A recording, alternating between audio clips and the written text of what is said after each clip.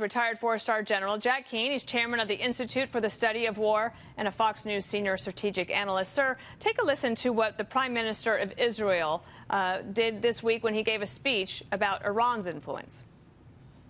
Here's a piece of that Iranian drone, or what's left of it after we shot it down. I brought it here so you can see it for yourself.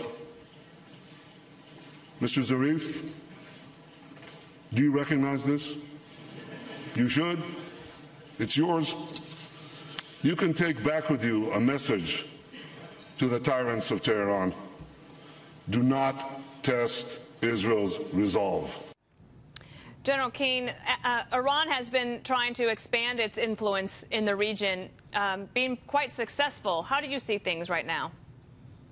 No, absolutely. And don't we all appreciate Prime Minister Netanyahu speaking so directly, unequivocally, and calling out this malign behavior that the Iranians were up to. Listen, that Prime Minister predicted years ago, before the nuclear deal was finalized in the summer of 2015, that Iran would get a windfall of sanction relief money in excess of $100 billion, that they would not become a responsible nation in the region, which was the goal of the United States and the other allies who entered the deal. He predicted and forecasted that what Iran will do is they will increase and aggressively increase their malign behavior. That is what we are seeing now.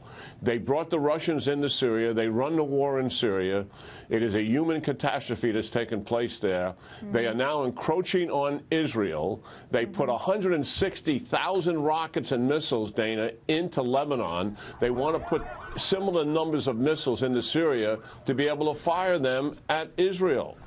This has been their intent all along. They started the civil war in Yemen 3 years ago, and it's now the world's #1 human catastrophe. This is the malign behavior of the Iranians, and we've got to stand up to it. Well, and what about that, sir? Because when Connor Powell was just giving his report, he was talking about this disagreement amongst the world's leaders about what to do here. What do you think the United States should be doing? Or is it incumbent upon the Arab nations to get together and do something? Well, the Sunni Arabs absolutely see the Iranian threat as their #1 strategic threat. It's the reason why their relationship with Israel has never been closer. I think it's time for the United States to step in, follow up to what President Trump did in Riyadh a number of months ago on his first overseas trip, and actually begin to put together a multinational political and military alliance like NATO, an Arab NATO, if you will. Why? That political and military alliance was so successful in standing up against the malign and aggressive behavior of the Soviet Union. It actually helped to break, not by itself, the Soviet Union's back. We've got to get organized against the Iranians. They now have a political and military alliance with the Russians. We've got to recognize what's happening. Right. They are gaining, and we are losing in the Middle East. Can I just take you to one other part of the world in the limited time we have left, and that is China's growing presence, not just in the South China Sea, which we have been talking about, but now, even because of this One Belt, One Road initiative and the financial incentives that have these countries from all the way from Djibouti up into India, basically being, I don't want to say blackmailed by the Chinese, but they are running into some very serious geopolitical problems there because of this idea.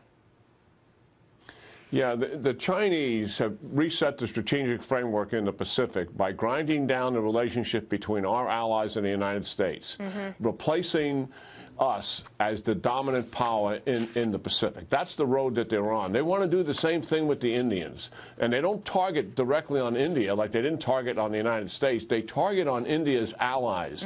And they're bringing their ships into the Indian Ocean on a regular basis. The One Belt, One Road initiative, for our viewers to understand, is a major investment strategy in energy and infrastructure stretching from China through southern Asia into the Middle East and up into Eastern Europe. Why?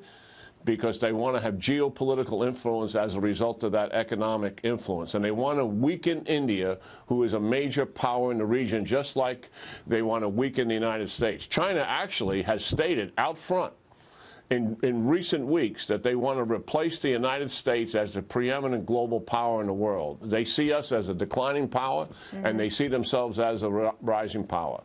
Should we be national doing security anything? strategy of the United States has identified China as the long-term strategic threat the United States is facing in the world. And are we prepared to deal with that threat?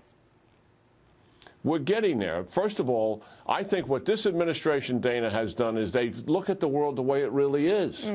China, Russia, Iran, North Korea, radical Islam. These are our adversaries in the world. These are the people that are killing others unnecessarily. These are the people who are working against our allies and U.S. national interests. Now we have to put the strategy together to deal with it. The step one is identifying that threat. Step two is good strategic plans to work against it. All right. General Jack Keane, thank you.